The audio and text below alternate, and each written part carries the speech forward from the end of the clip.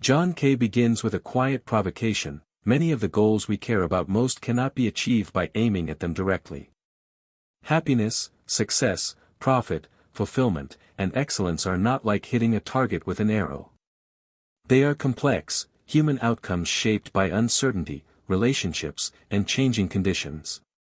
When we try to force them through rigid plans, we often sabotage the very thing we want. He introduces the concept of obliquity by contrasting simple problems with complex ones. If your goal is to boil water or solve a math equation, direct methods work perfectly. But when the goal involves people, judgment, or long-time horizons, direct optimization fails. The world is too messy, and the variables interact in ways no plan can fully anticipate.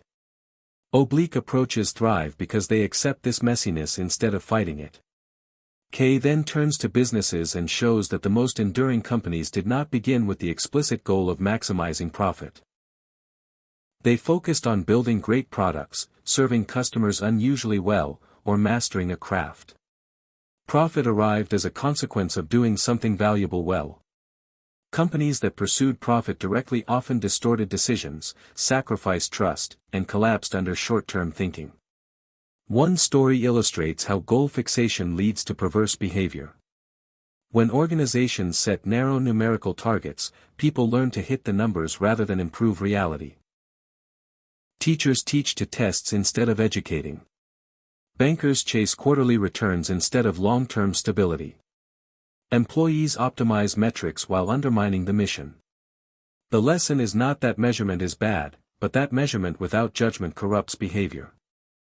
Kay extends this idea to personal life. People who pursue happiness directly often feel anxious and dissatisfied because happiness is not an activity, it is a byproduct. Those who invest themselves in meaningful work, relationships, or challenges tend to experience happiness indirectly. The book gently urges readers to stop asking, "How do I become happy?" and start asking, "What is worth doing well?" Careers provide another powerful example. Kay argues that successful careers rarely follow a precise master plan. Most people who end up in fulfilling roles did not start with a clear destination. They followed curiosity, developed rare skills, and responded intelligently to opportunities. In hindsight, their path looks intentional, but in reality it was navigated through exploration and learning. This leads to one of the book's most actionable insights. Instead of defining success as a specific position or outcome, define it as becoming exceptionally good at something valuable.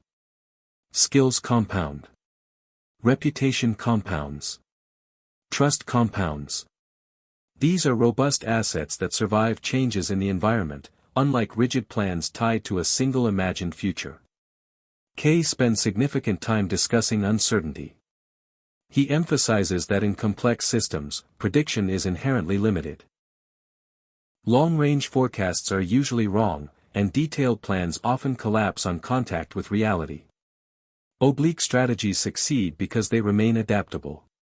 They rely on principles, feedback, and judgment rather than fixed scripts.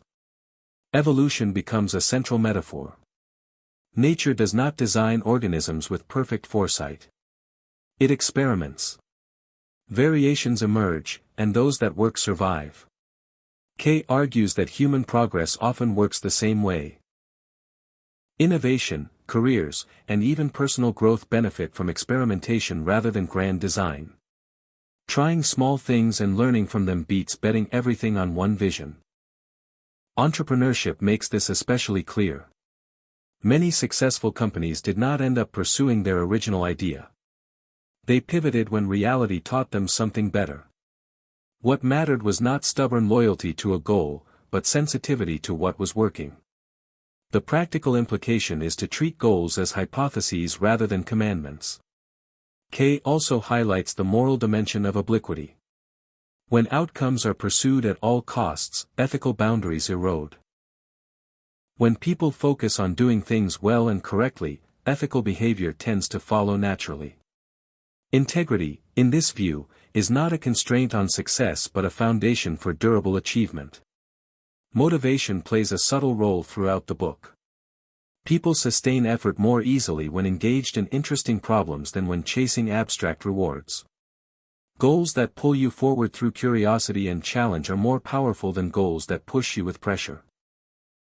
If motivation is low, the problem is often the framing of the goal itself. By the later chapters, Kay makes clear that obliquity is not about avoiding ambition. It is about redirecting ambition toward things you can genuinely control: effort, learning, quality, relationships, and judgment. Outcomes remain important, but they are treated as signals rather than obsessions. The book closes with a quiet but profound redefinition of success. Success is not something you chase. It is something that happens when you commit to worthwhile pursuits and navigate intelligently as conditions change. The indirect path feels uncomfortable because it lacks certainty, but it is precisely this openness that allows real achievement to emerge.